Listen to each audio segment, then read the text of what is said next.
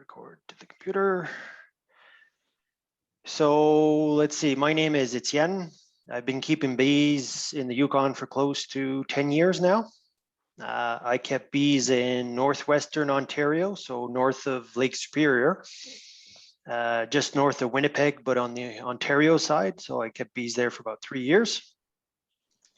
The whole thing on wintering, once you get a system down and you're consistent, you'll see that it's really about health, so nutrition, and then giving them, especially for colder climates up here.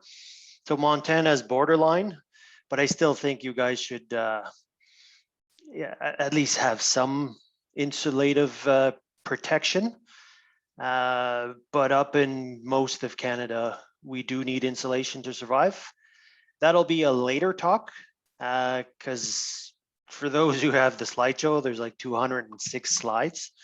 So over the last 4 or 5 years, I've been putting together a guide. So today we're going to cover about 30 of those slides, and it's just going to give you a flavor of the upcoming talks. So I'm going to give you some basics of how to get started, where to start looking for information, and basically, yeah, just help you get started, and then hopefully network and I guess meet other people, because the key with beekeeping is to find a mentor and to I guess to really look at your bees and try to connect what's going on in nature and what your bees are doing. So you'll learn to appreciate I guess the environment quite a bit. So hopefully you can see the screen, the PowerPoint. A couple of thumbs up just to make sure everybody sees it. Okay, good. So I'll just maximize the screen. Can you still see it? Yep. Okay, good. Because for some reason I got 2 screens here and it disappeared. So I'm just going to get myself a laser. Actually showing us the presenter view, just to let you know.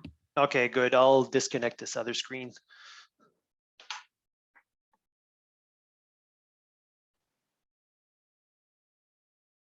And I'll just reshare. There we go. Now you should be okay. Joys. Okay, so everybody can see that now? Yep. Okay, good. Just want to make sure, because I don't want to talk and then realize that. Okay, so Northern beekeeping. I think in Canada, especially in really northern climates, we're really isolated. So we're actually lucky in the sense that there's no monoculture, there's no pesticides. Typically our season's short, but there's a lot of flowers out there. We can't have hundreds of hives up here, but we probably 5 to 10 hives maximum in most locations. I just keep about 4 because my area is very boreal forest with not much disturbances. So let's see. So the purpose of running these workshops is I'll use Yukon, but really having kept bees in a more southern but still cold location, it's the timing. The timing is local because all beekeeping is local. So it'll be key for you to understand your pollen flows and your nectar flows. But what I'm trying to do is probably the next couple of weeks, I'll put out a winter survival survey for Yukon, NWT, and Alaska, and the northern provinces. And what it does is it gives me an idea of what's successful, what's working, and what's not. Understanding your forage, what equipment to use, and then basically started developing this beekeeping guide. So just a quick snapshot. There's actually not that many hives up in the Yukon. So we're only, I'd say maybe 200 hives, 30 to 40 beekeepers max.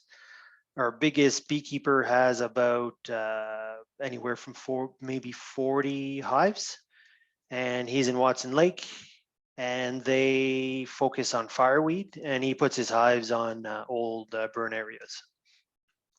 So if you're ever considering fireweed, it's the second year after the fire that the fireweed is at its best. And then you'll have 4 or 5 years of really good production off of those fields, and then it'll start dwindling. So this is where I keep bees. I've got a yard out in the meadow over here. In this field here, I've got 4 or 5 hives, and then there's probably 15 kilometers away, so 10 miles about this way, I've got another yard there with another 3 hives. So you can see how basically it's the forest here is covered with lingonberries, so wild or low bush cranberries, but it's the open areas, the power line along the roadways around this lake, and there's a bigger lake towards the left.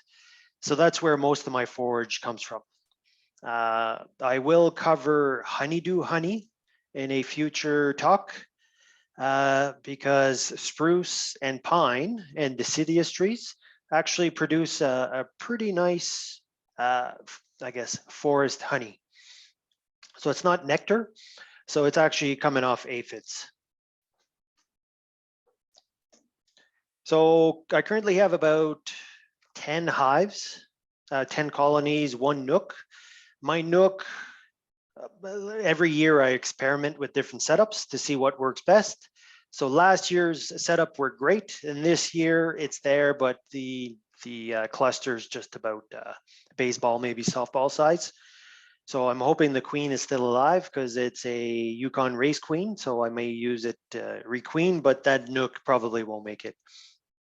Currently all my 10 hives are alive, and last year they all got through, so I had 8 last year. And then the year before I had 4 and they all got through. And then the year before that, I lost 3 to Nosema because I had my first, or 5 years ago, I had my first honeydew flow. And my hives were just jam-packed with honeydew, and it's not a really good wintering food. Hence, I'll go through at some point on feeding strategies. Most of my queens are coming from the Fraser Valley, so southern BC.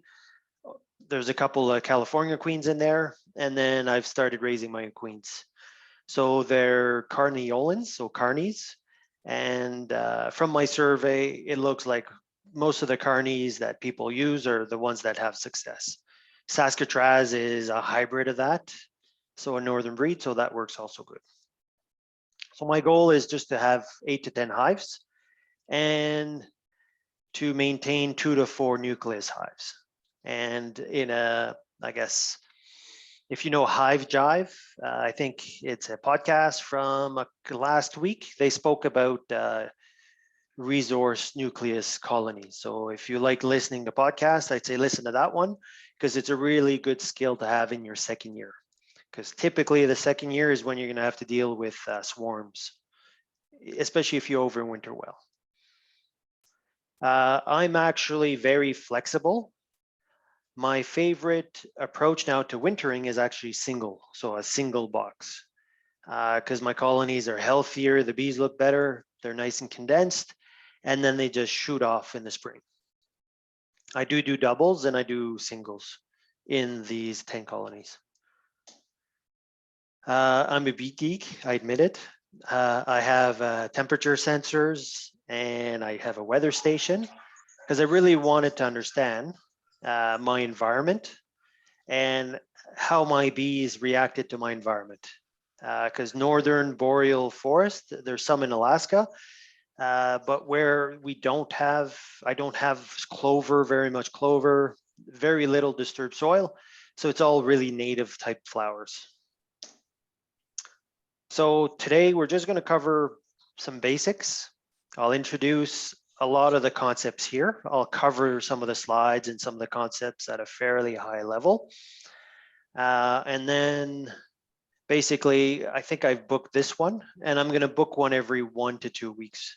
And then they will be recorded, I'm going to use them for a beekeeping course that I'm doing, but I guess for a little donation, I'll make them available to you. And I guess the donations I use to buy more sensors and my microscope and centrifuges and to do my my experimentation. And I tend to share all that with folks on the Facebook group. So most of us, because we like bees, we actually do care about native pollinators. So it's really important because in our, I guess even up here, there's a lot of people that are against everything. So anything that's non-native, they're just against it. So it's really important that when we talk to people that the bees don't need saving. Okay, humans need saving, but not the bees. The bees are okay. We're helping the bees, but the ones that actually do need saving are the native pollinators and the native bees. So when I talk to people, I tend to focus on here. And I encourage my neighbors not to use pesticides. Luckily, it's just backyard gardens, so most of us are organic anyways. We talk about climate change, but for me, it's more about extremes and events. It seems to be like this year we had a very cold winter and we had like 4 feet of snow where we usually have about a foot of snow. I still have 3 feet of snow in my yard. It's crazy. And I had minus 33 4 days ago, and today it went up to 12 Celsius. So the weather is like crazy, and hopefully we're hitting our spring. I guess pests and diseases. There's always, if there's too many honeybees in one location, there's always the risk that we may start affecting the natives. So we just have to be careful and cognizant of the impact of our bees on the environment. So hence the reason when I first started, I thought I wanted it to be like 100% treatment free. But now I treat as required. So, and I don't use any pesticides or miticides. I just use oxalic acid vapor. And typically it's once or twice, it's certified organic and it doesn't leave any residue, which is what I want. Because mites, and we'll do a whole talk just on pests. Mites will be your bane for overwintering, especially if you don't use insulation. So for you folks further south, insulation helps buffer those temperature spikes and extremes because a colony that has a lot of mites, their thermal regulation and how they manage their temperature is affected. So I experimented this year where I have one hive that had tons of mites. I got late to it, but it actually survived. And it's actually the best looking colony right now. So, and I have a feeling that's because of the insulation. So habitat loss, up here, we don't really have that problem because I guess the size is a bit bigger than Sweden and there's only 40,000 people. So there's no overcrowding issues here. We might have, nope. Let's see, we might have some people buy too many colonies for one location. So that's why I recommend you start with 2 to 4 hives and see how you do before you go to 10 plus in one location. So bee rules. So basically the bees need, what do they need? They need a dry home. They need some flowers, some flowering shrubs. So trees are good if you can get them. So willows. So I'm discovering a lot of my honey, my June honey is actually coming from willows because there's willows here that flower from early May, late April, all the way to mid-July. And it's looking like it's one of my main nectar sources. And then we need to manage parasites somehow. So last bit on native pollinators. So just so you know, most of them are solitary and most of them are ground dwellers. So they make a nest.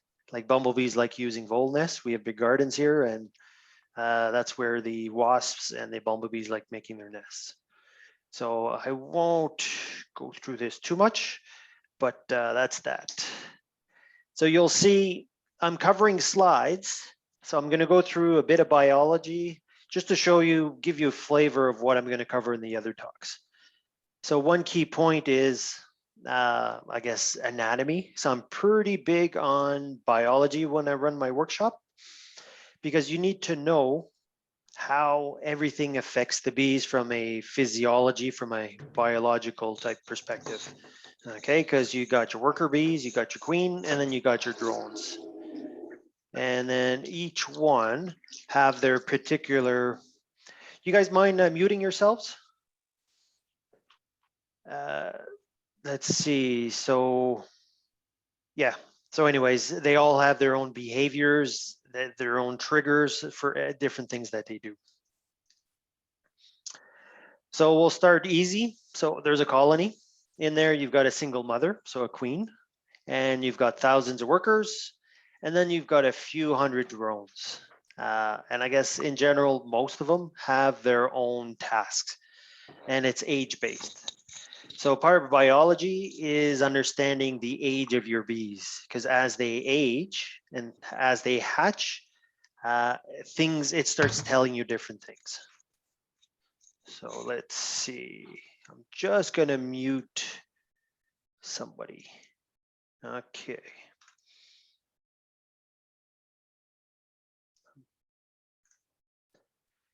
So it's basically, a colony is like a superorganism, and they work in unison to go forward.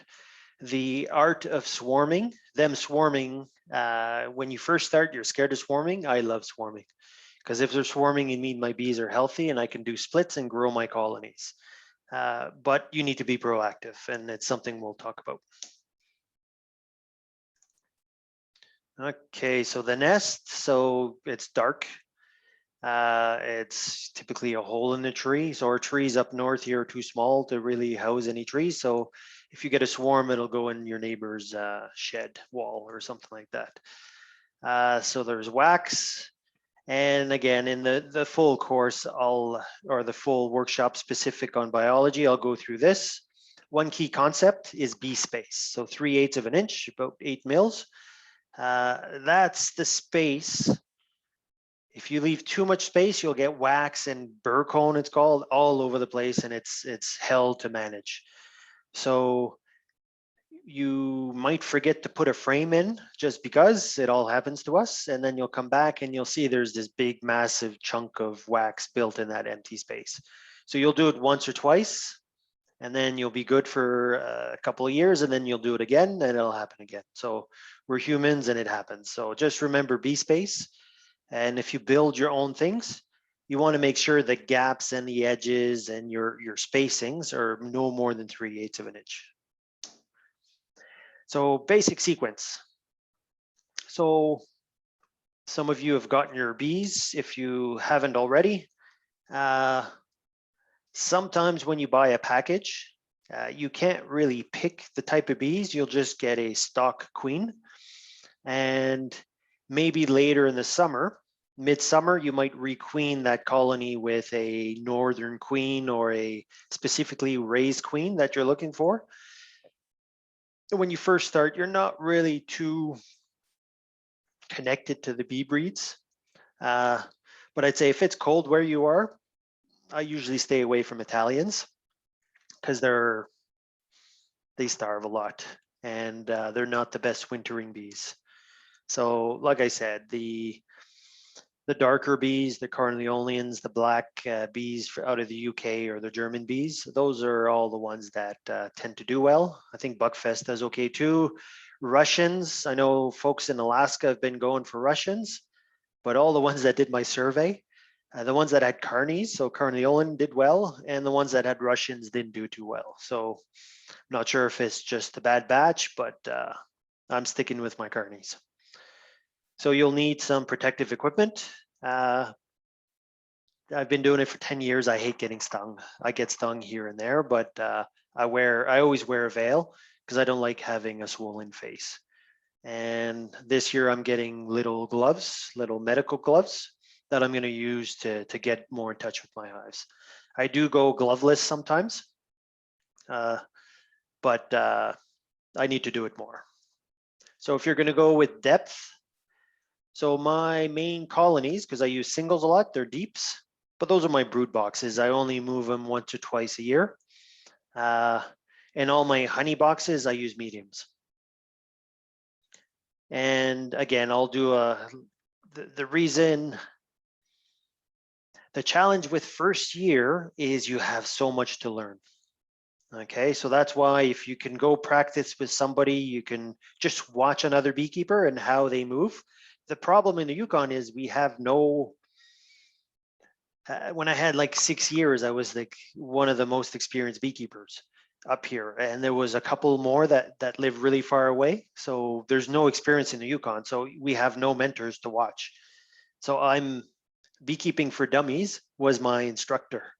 Okay, so now I've built my system. I've learned how to move my frames around.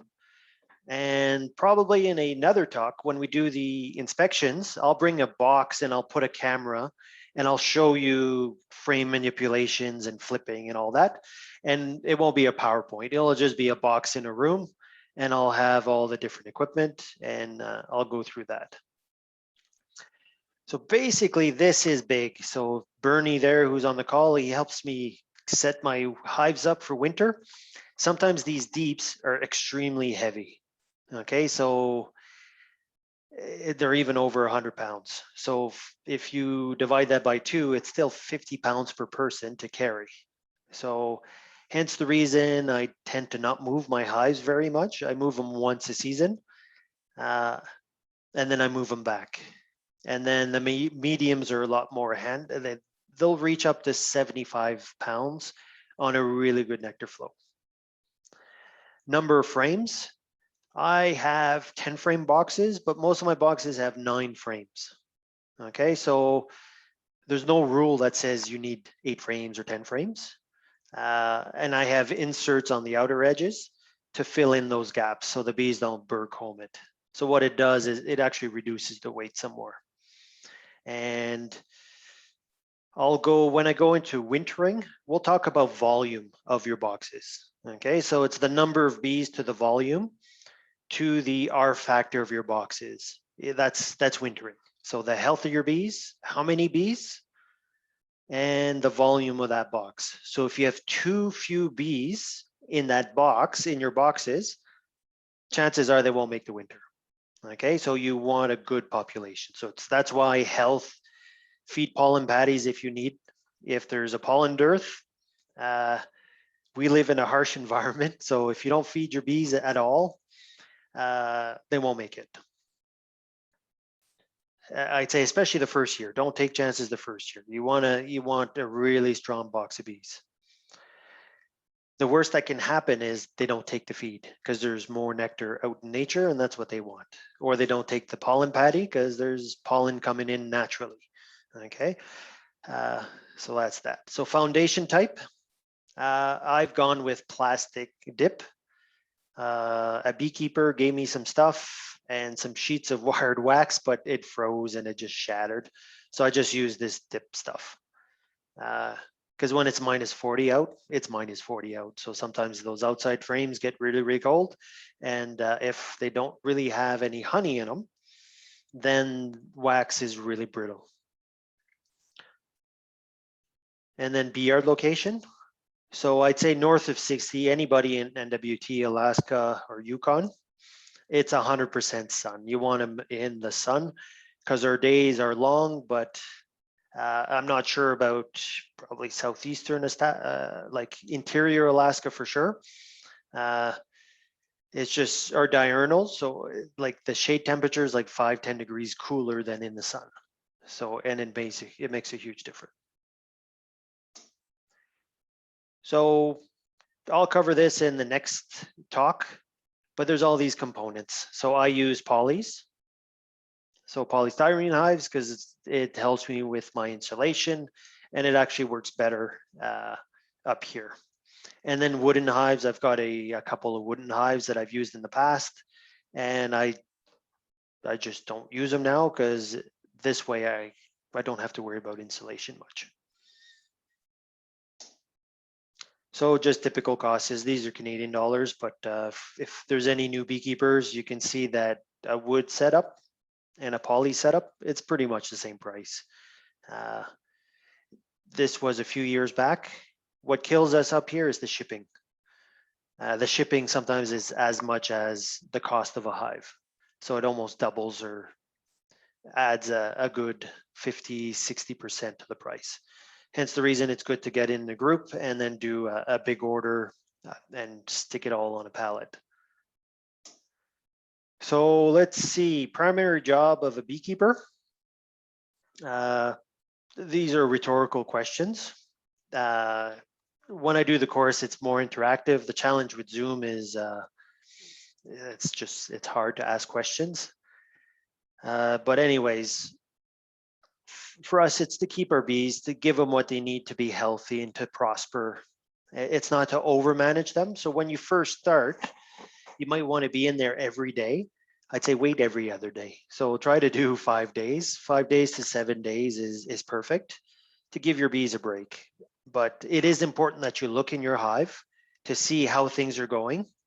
I don't use any top entrances. And a lot of my hives or colony, I put a piece of clear poly, like that vapor barrier on top of my frames so that I can open the box and look down and really not lose any heat or really affect the bees. And I can see, I do it especially on my honey supers, so I can see the progress of the expansion. So that way I can go veilless and not have bees ping me in the head and getting stung.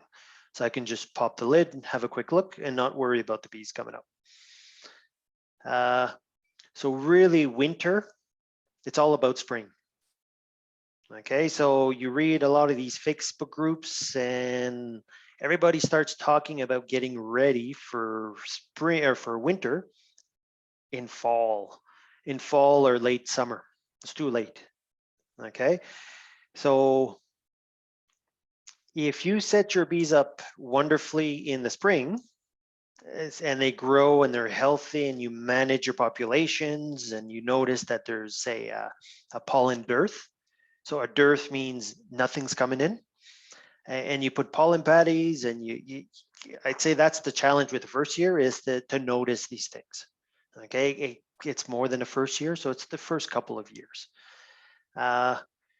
But I tend to not really have to feed in the spring, but this year I'll have to because there's so much snow on the ground and I have a feeling it's going to be a really, really late spring.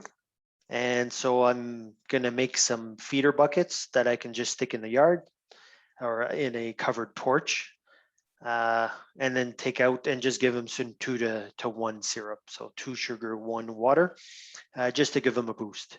And that way I don't have to open the hives up because we're still minus 10 last night and I think 12 degrees during the day. So 41 Fahrenheit, I think it was. So it's still early days, but you'll see you'll get a rhythm. And in the workshop there, my goal is to cover each one in detail so that you can see what I do and what my triggers are to do what action. And I guess the key thing is to be curious. There's no right or wrong in how you manage your bees. There's just sometimes a better approach. Okay. And the timing is key because to worker bees, so 21 days to go from an egg to a hatching bee. Okay, so 21 days. So that's bee math. So we'll cover bee math and a few other things. So a drone is say 24 days from egg to hatching, and a queen is 16 days. Plus minus a half day to a day for all of them. So the reason 21 days, so I put a pollen patty on my overwintered colonies early April, so the 1st of April. So I have temperature sensors and I knew this, but I could see right away the temperature spiked up to 30, close to 31 to 35 degrees Celsius. So it tells me the queen's there and she's starting to lay. So my goal is to inspect that colony 21 days later. Okay, so I should be able to see emerging bees, some capped brood, and all the larval stages and even eggs. And if I see that, then I'm like, good, my queen is healthy. Okay, because I have no risk of swarming right now. My swarming is not before late May to June. Okay, but because it's so cold, our season's so short, I want a head start. So that's the reason I put pollen patties. It gives me pretty much, because if I waited till first pollen, I lose 1 month of my season before my bees actually get ramped up. Okay, so we're going to talk about spring management and how to get a kick at it. But you don't want to go too early. So educate yourself. So there's a bunch of YouTubes, books, internet, bee clubs. The key is learn to filter information. Okay, there's a lot of smart people on the internet who know everything, but they live in Florida or in Georgia or something like that. Okay, so it's really important, or Southern Ontario where it's warm, or the Okanagan where it's warmer than most places in northern US. So it's important to build your filters and understand that the timing and most of the details is local. So beekeeping is local. So again, ask questions, join a bee club, start with a couple of hives. When I say make money, it's because if you start selling honey, it's actually, or having honey to give as gifts. So make money is actually not make money. It's more about if you take it beyond a hobby and you actually produce something, it means you're on the right path. Okay, because you're developing surpluses. Your colonies are able to do surpluses. So it means your techniques are there versus just borderline. Because to successfully overwinter, you need to produce surplus. So biology and nutrition is key, and I've got one talk just dedicated to that. Sustainable is grow your hives or grow your apiary from within. So I buy queens from down south. I raise my own queens, but I haven't bought bees in 4 years now. And my goal is never to buy bees, because bees will bring in disease and potentially other types of infection and pests. So if all I have to do is bring queens in, that's good. So aim to do your first split year 2 or 3. Don't ignore your pests, and a beehaver and a beekeeper. Basically, a beehaver is somebody who just buys bees and watches them but does nothing. It's like a hands-off type approach, and it's destined to fail. And a beekeeper is somebody who actively takes care of their hive. So there's some resources here. You can take a snapshot there, but there's so many out there now. So reading list, like I said, if you Google beekeeping for dummies and write PDF, there's a free version out there somewhere. Michael Bush, I guess he's a hybrid. He's more treatment free, but he's got some good stuff, and his book is all online. If you want an interesting book, Lives of Bees is good too. And for your year 2 and 3 type people plus, this Increase Essentials is a really, really good book. And for those in the Yukon, this book and this book, plus another one, are in most of our libraries. I think in Dawson, Haines, Whitehorse, Teslin, and Watson Lake. The Bee Club, I guess we got a donation and I bought the books and I donated them to the public libraries. So you can go get them there. And I guess know your goal. Is it just to keep bees? Is it to make honey? Are your hives always dying in spring? Is it to collect pollen and propolis because you want to sell it, or for your own health, to pollinate your garden, to do education, a bit of extra income? And I'd say everybody should have a target of 90% winter survival. It's doable, and 100% is pushing it. It's doable, but I'd say aim for 90. Aim high. So things to remember. So I'll probably go over the time, so I apologize. Probably take me about an hour. So let's see, bee population is key. So to get really big hives, either in a single or in a double, The key is to have a lot of bees. And to do that, it's to understand biology and how bees grow and the nutrition required to grow. So your queen is key. And the more you learn about your queens, I used to keep my queens 3-4 years. Now I requeen usually the second year. And then that second year queen, if she was still performing, I just put her in a nuke box and I create an artificial swarm. And that way I help manage my swarms. I've got a backup queen that still works. She makes me some wax frames, some honey frames, some brood frames, and usually I'll try to overwinter her. And then typically I can stretch them like 2-3 years, and because it costs me about $75 to ship a queen up here. So if I can keep her, I will. So pollen is critical. I'd say pollen, pollen, pollen, pollen. Learn about your pollen flows, because pollen flows is key to your bee population. Okay, so focus on successful overwintering, and I'll cover that in detail because it's probably a whole hour talk. So share the good and the bad. We tend to share the good, but it's important to share the bad so we can understand why. Learn from your mistakes.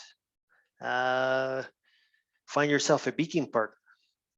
So if you tend to travel or go camping or you're gone, sometimes it's good to start beekeeping with 2 people. That way you can cover each other when you're not there. And like you hear, swarming is a trait. As a trait, it's not bad. I find now that I know about swarming, I can handle it. It's something I'm looking for. So I could never get my bees to swarm. And I'd say in the last 3 years, once I started focusing on nutrition, I've got a good swarming, really nice, beautiful swarm cells that I use to make my queens. And then your location. So your microclimates, your blooms, your plants. So if you walk your dog,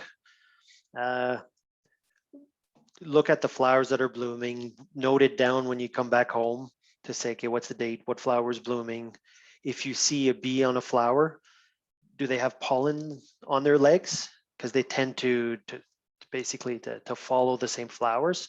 So chances are if they're on a dandelion and it's orange, it's dandelion pollen. So now you know orange is dandelion. If you see bees on pussy willow in the early spring, and there's some gray stuff, some white and some beige type, yellowish type pollens. So if you see your bees on the pussy willow, you'll be able to associate the color with the flower. And then when you're inspecting your hives, and I tend to get people to watch the hive for about 5 minutes and see what type of colors are coming in. So after a couple of seasons, you'll know what they're foraging on or have a decent idea. So we all know to keep a colony young, it's basically a queen. So you got to make sure your queen's not too old. So more than 2 years, she'll make it, and some of them will do really, really well. But I save those for my nooks. And my singles and my doubles, I tend to requeen with a younger queen. So nutrition, parasites, don't really have to worry about toxin levels up here. And if you do, it's usually because you're neighbors. And I guess in Alaska in the last couple of years, spraying for mosquitoes has been a big thing. So it's probably important for you to talk to your neighbors if they're considering spraying or fuming for mosquitoes. And learn to be proactive. So year 1, it's kind of hard, but year 2, you can start learning to be proactive. You'll see that the weather, dandelions bloom. 2 weeks later, you need to basically, once you start seeing dandelions, the week after, you have to start paying more attention to swarming signals. Okay, because most places 2 weeks after dandelions come out is when swarming season starts. Okay, so if you know, and if you can connect that plant with swarming, then you'll be 10 steps ahead. We'll talk about nutrition again and fat bees and the importance of overwintering. Okay, so these are all slides I'll cover in different slideshows. So again, bee havers, people who just buy bees to buy bees. Let's see, I'm going to minimize the camera thing. There we go. So this one here just shows all the different techniques out there that people use to beekeep, from very little effort by the beekeeper to a lot. Okay, so for example, how we treat for varroa, for nosema. Some people use antibiotics. It's less so now, but I guess it's still fairly in use. So basically, people sample for varroa. Basically, they look at the drop, so the natural drop, so using their screen bottom boards. Some people let nature take its course on changing their queen out. Other people like myself, we do it every 2 years. I do it every 2 years. So in the third year, so the third summer is when I usually do it, and other people's do it every year. So I find up here, if your queen survives the first winter, chances are that she'll do fine. So increasing essentials. So this is building nooks, excuse me, and then equalizing the strength, especially probably in May. I'll take a really strong hive and I might steal a frame or two of brood and give it to a weaker hive to boost them. So equipment type. So there's people that tried Warray up here, or even long hives or lay-ins or top bar hives. I'd say lay-ins and those, it's like a single deep, so that should work. There's a beekeeper who did it, and I'll see how he did. But I know a person tried Warray and they did terribly because it's too hands off, too much wax, and she couldn't really see if the bees were ready for winter. So you got polystyrene, and then you got traditional approaches. So mediums, singles, deeps, doubles. If you don't understand the term, then just Google it, and basically you'll Google and then go image, and then chances are it'll explain what it is. So comb treatment after reuse. So untreat, frozen, irradiate, fumigate, and put it with crystals. Luckily up here, I know in Alaska you get it sometimes, but we don't really have a wax moth. I've never seen a wax moth in my life. I've never seen a small hive beetle. So the only treatment I've done was to sunbathe my poo covered frames. I had nosema a few years back, and I just sprayed it with peroxide and then sunbaked my frames for probably 2 days on each side, just to give it a nice solar treatment. I'd read that it did something, so I'm still alive and my bees are still surviving, so it must have worked.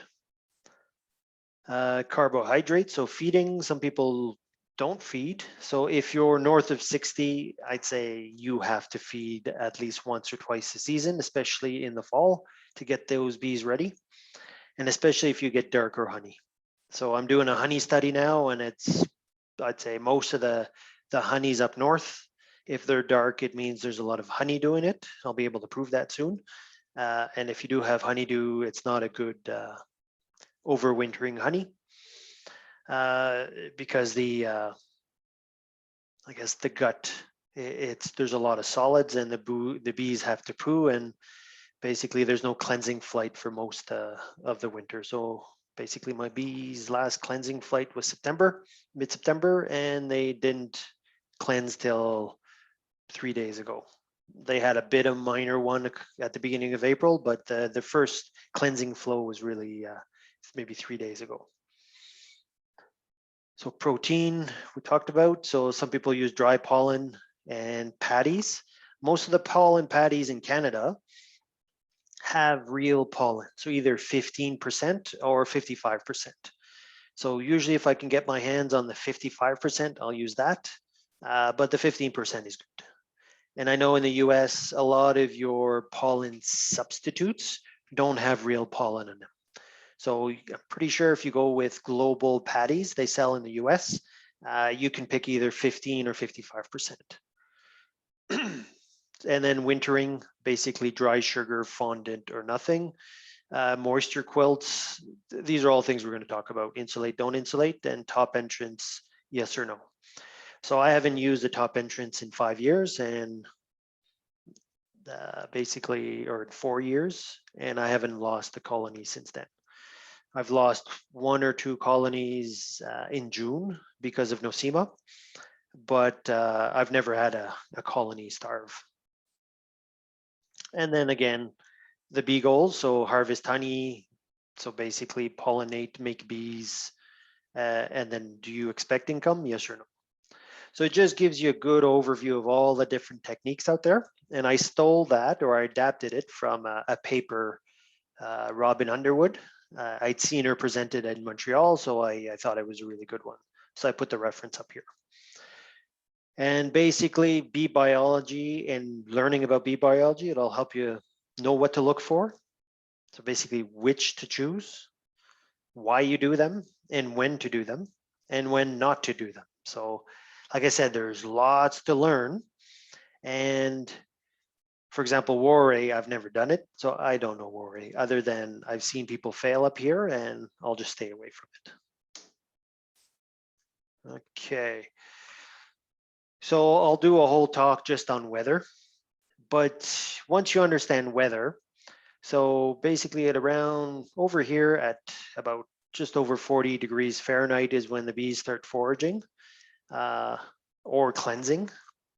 So nectar is best between basically 16C and 30C. Usually when it's cloudy out, the bees will be grumpy. So if you're a new beekeeper and you go inspect your hives, wear a hood if it's cloudy.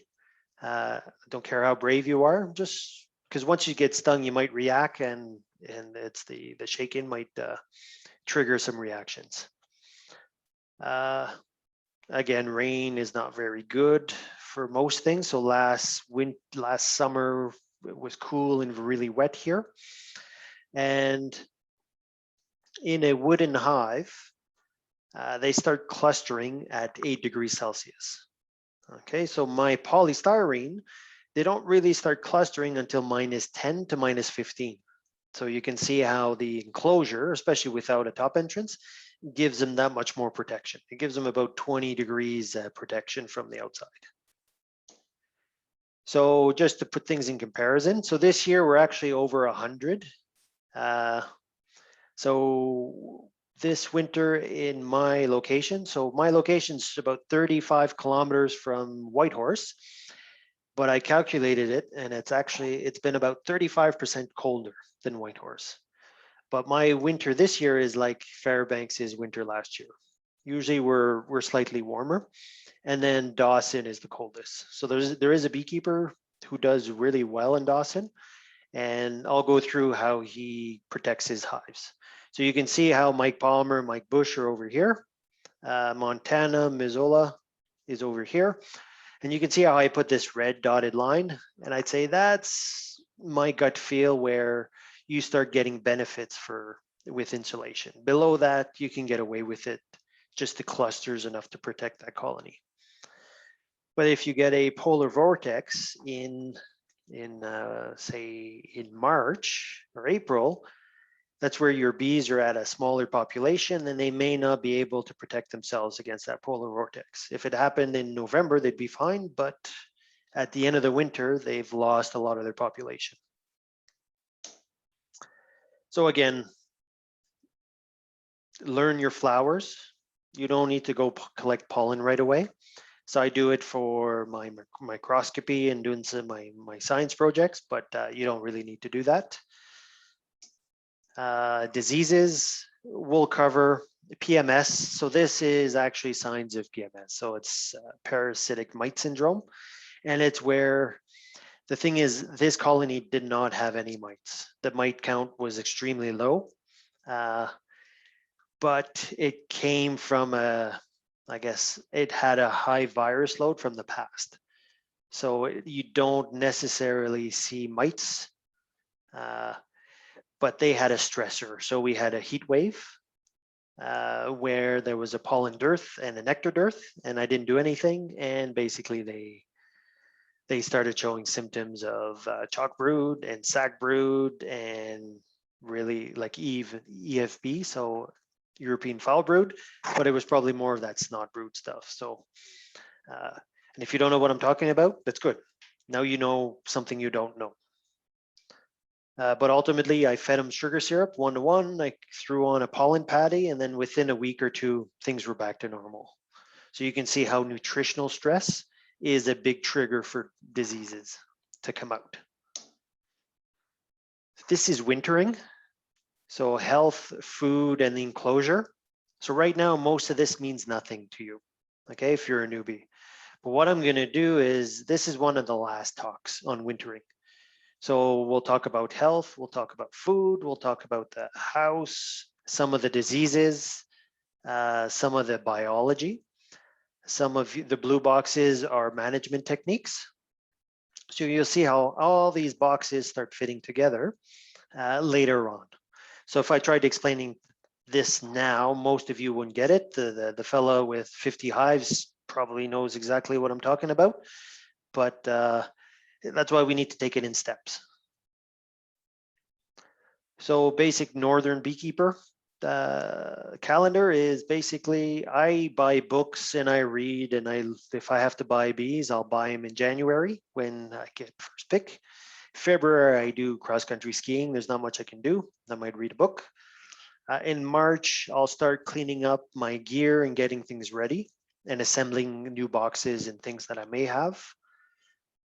April 1st is when I throw on, if I'm lucky, basically the first warm day, so above 14°C in April would be my first full inspection. And I'm predicting I won't really get that for another couple of weeks. So this year, this is delayed, but I did put pollen supplements, and I'll show you how I can inspect my hives without inspecting my hives. So I don't, so they don't lose heat, but I can have a look inside without affecting them. So usually in May, I'll do a second assessment, and the assessment is more about the queen. Is the queen laying well? Is she growing the colony? Or is it a standstill, or is it dwindling down? So if it's dwindling down, I need to do something. So either requeen or combine. But if it's a sick hive, chances are I'll just let them die because I don't want to transmit those diseases. Or I'll stick them in a small box, like a 5 or 6 frame poly nook. So I reduce the volume, and then they have less space to heat. Since I wrote this, so now my main nectar flow is actually in June. So the Yukon native flowers and the willows bloom mostly in June. And because I've gotten really good at overwintering and getting an extra month of brood rearing, either in March or April, it means I can go and target my June nectar flow. Prior to that, the only one I had was July, and that was the fireweed in mid to late July. But now I've got 2 nectar flows I can target. Early August, I pulled my honey supers, and then I start feeding 2-to-1 syrup. I'll do 1-to-1 with probably, I call it Hive Alive, just to give them a quick boost of thymol, and it helps. I guess there is a bit of science on it, but it's supposedly good for nosema and just giving an immunity boost. So I'll give a full treatment of Hive Alive here. So it's an essential oil mix with a bit of seaweed. And then once that's done, then I'll start 2-to-1 syrup. So thick syrup, and I'll cover feeding in a different slide. Because it's actually how I feed and the sequence and the volume. It's all over the last 10 years I've developed. You start trickling, and then you start multiplying, and then you bulk feed. And then the bees take it all in really quick. September, not really much to do other than ensure there's pollen patties. And there's, I just keep lightly feeding just to make sure they don't dwindle their winter supplies. Usually in October is when I'll wrap the hives, when it's consistently below 0 Celsius, so 32 Fahrenheit. And then November, I may review how I did, but now it's in my subconscious, so I don't really have to worry about it. And then I start dreaming about spring again in December. So this is just an example of managing a new package or a nook from scratch in my climate. So your area might be plus minus a couple of weeks to a month, depending on your temperatures. So for example, here, yeah, most of the installs are early May to late May. That's the availability of the nooks and the packages. So this here, for example, I'm feeding something that hasn't been installed, so I'll have to correct this. So this would be for my overwintered nook or overwintered colony. Is I tend to put my first pollen patty either the second week of March on, depending on what the weather looks like. And then my feeding strategy, my furrow checks, and you can see how I've just laid it out there. Oops, wrong one. And in a nutshell, let's get out of here. Let's see if everybody's still here.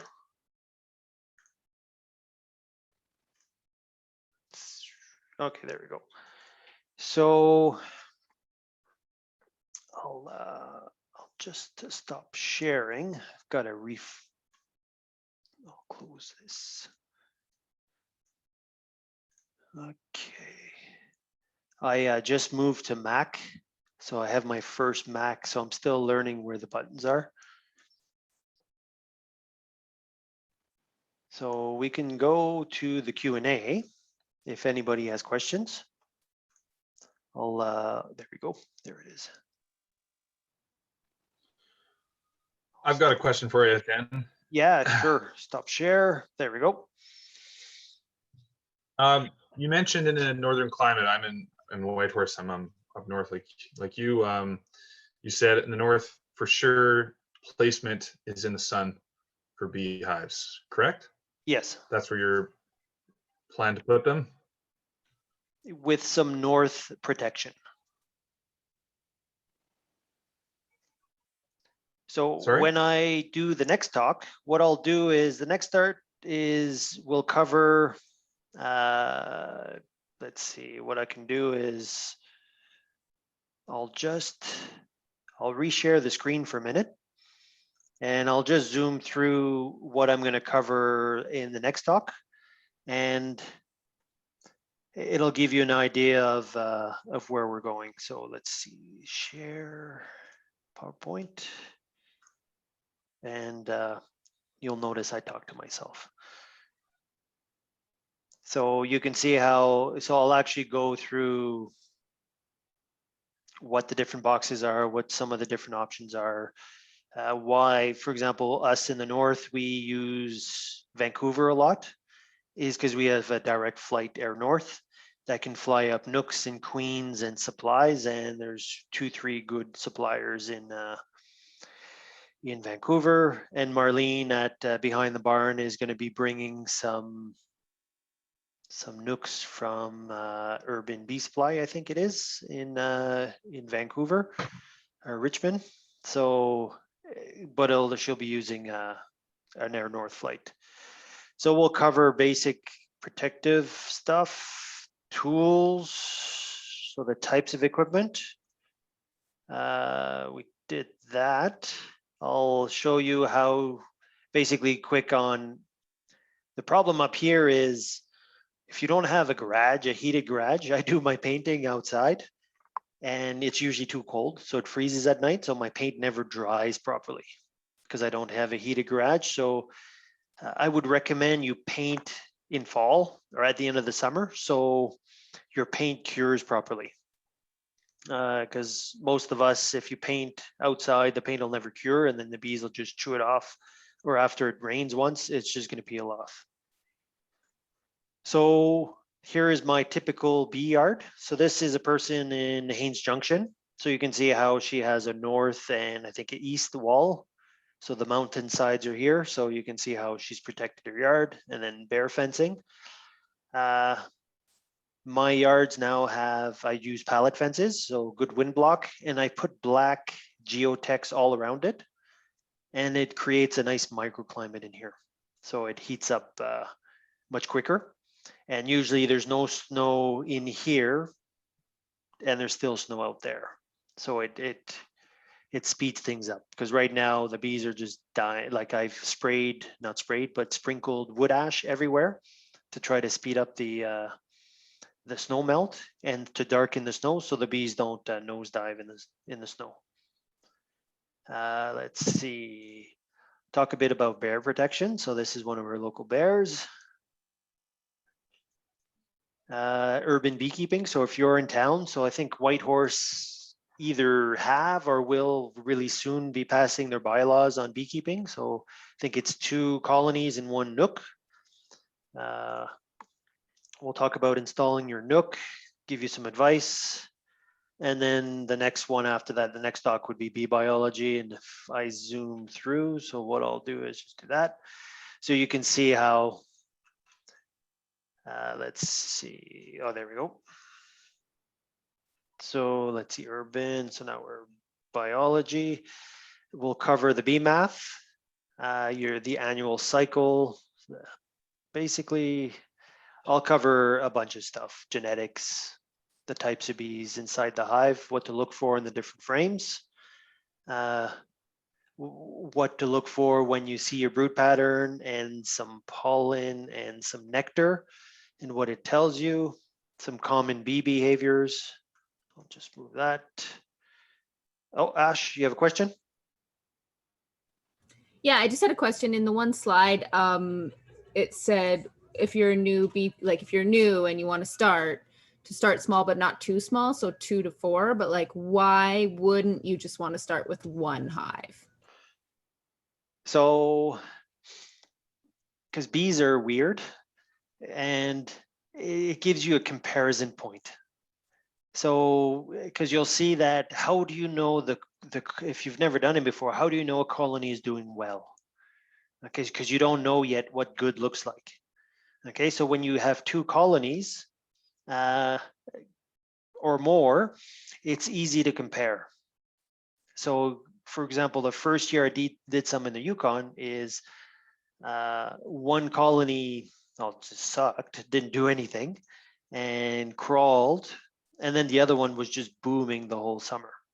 So I was able to see the difference and then try to understand why is one doing well and the other one not.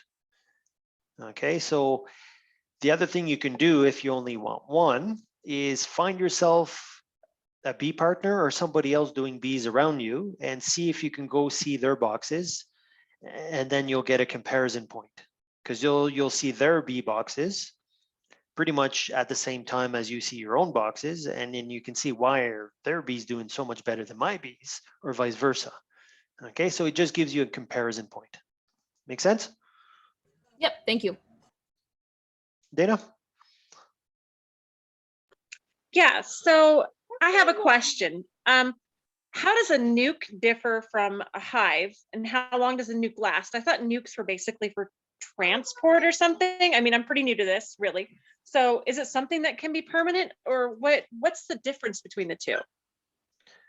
So a nuke, so it's called a nucleus colony. So what it is it's got a queen, it's got basically a couple of frames of brood, capped and not, it's got probably a pollen frame, and then it has a honey frame. So it's for transport.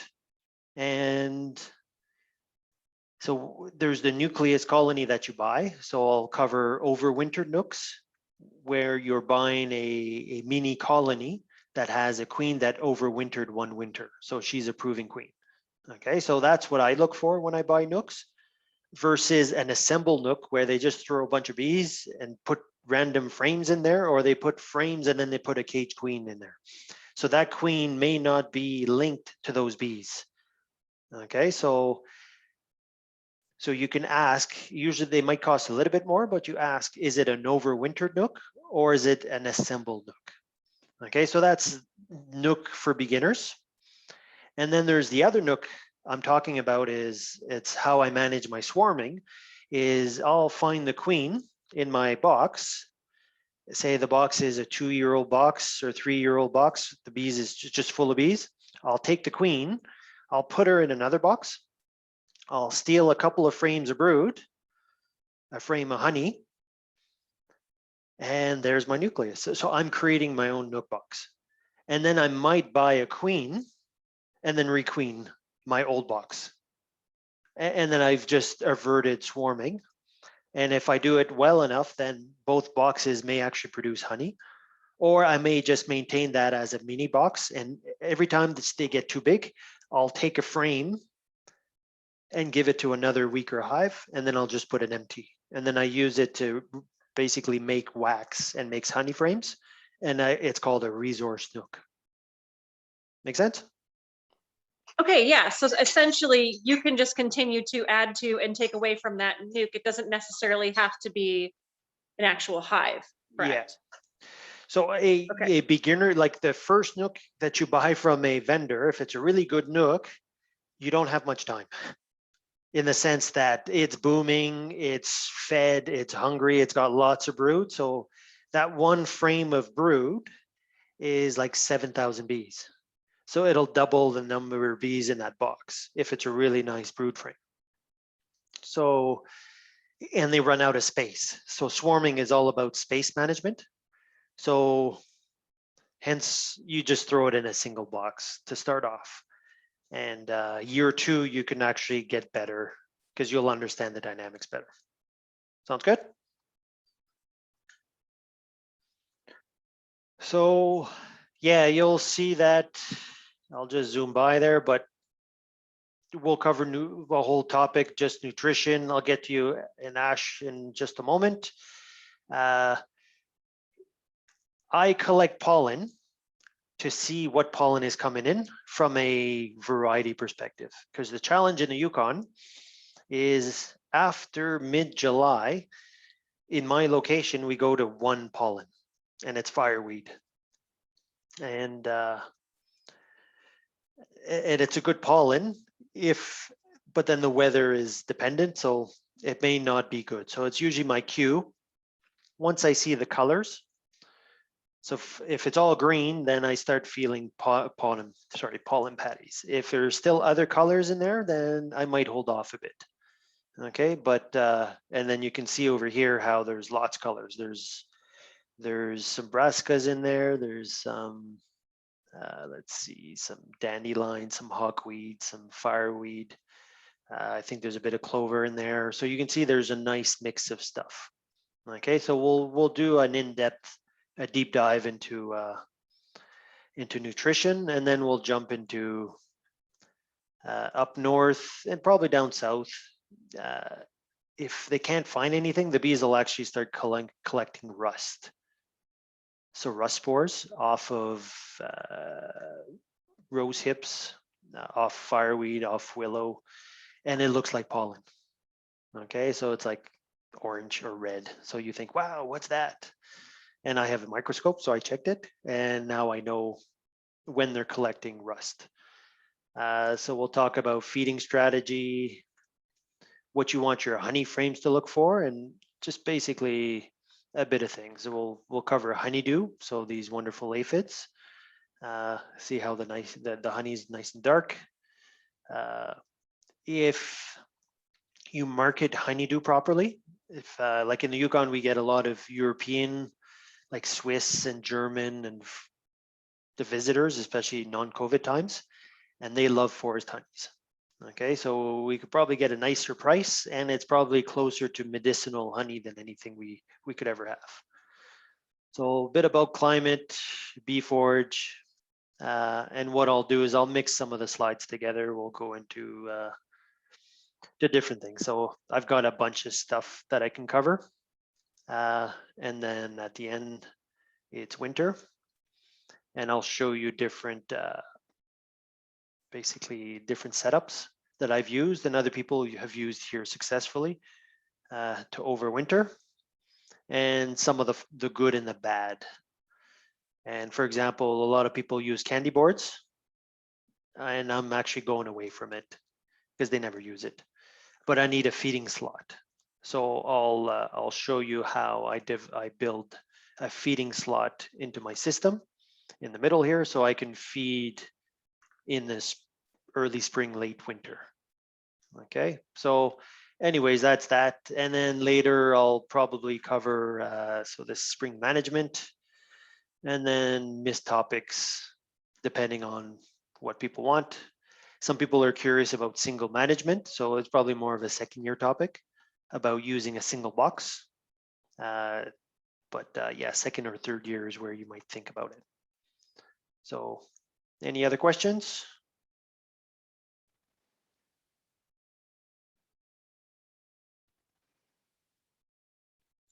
And if you have any ideas of things you want to learn, feel free to send me an email.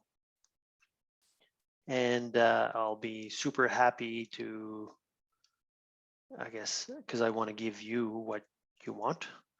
And the thing about teaching, it helps you learn. Okay, so that's why a mentor usually enjoys teaching newbies or working with somebody, is because we learn things too. Okay, so year one, find yourself a mentor. Year two, start looking for mentees. Okay, so for example, Bernie, there's some new beekeepers in your area, so that they'll need some help. So because having to teach somebody forces you to learn more and you become better at it. Okay, so don't hesitate to help somebody else, especially if you're in year 2 and 3. And just know that year 2, 3, 4 is where you think you know it all, and then something bad happens and you lose all your hives. So I've gone through that. And then you're humbled, and then you become a really good beekeeper after that. Okay, so the bees will keep you very humble. Okay, so basically this, for example, is just a snapshot of what a single management is we just use one deep box. Okay, so early spring, we'll put our feeder, and then I'll just put a honey super on, but I let the queen go everywhere. Okay, and then probably a month later, I'm gonna push the queen down, especially if there's no wax, it'll help me build these wax. And then I push the queen down, and then this is my honey super. So if there's any cap brood and stuff up there, it'll just hatch out, and then they'll backfill it with honey. If it's a box really, really full of bees, so a double or a deep or a medium, then I might make some splits off of it. Okay, and then I'm ready for my nectar flows. And that's the cycle. But the key there is to manage swarming. The colonies are it's more intensive on how you manage the colonies. Okay, but after a couple of years, 3, 4 years, you should be able to get into that. And there's no right or wrong. I do it because our season is short, and it gives me access to better honey flows. And I now find that I overwinter better in a single than I do in a double. Okay, and there's a tool that I use. It's called a slatted rack. And I use insulated slatted racks. So if you don't know what that is, Google it, or I'll cover it a bit later. So it's just a spacer that we put below the boxes. Sounds good? I can't really see, let's see, any chat. Anybody put anything in the chat? Sounds good. So any final questions? So just a quick comment, or it was worth it. It wasn't worth it. So any feedback like that would be great. So just send me an email or send me a message. It's much appreciated, because I know how difficult it is sometimes to get good information.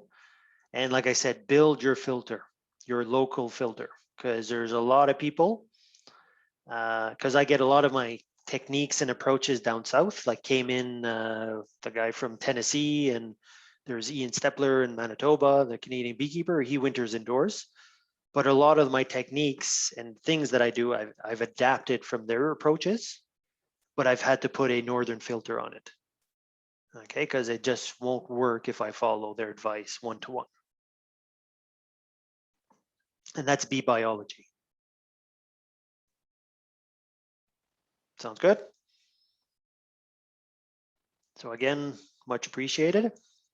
And feel free, what I'll do, I have the mailing list. I'll email the group again with the next date and the next Zoom link, if that's good.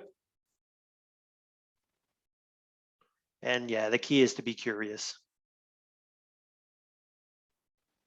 So.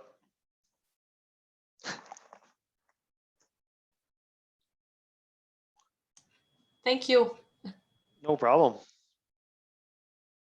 And for those in the Yukon, we'll probably have an in-person in somebody's bee yard, probably in May sometimes, once we get the snow melts.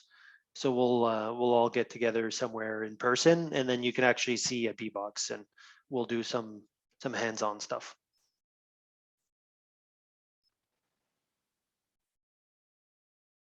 Good.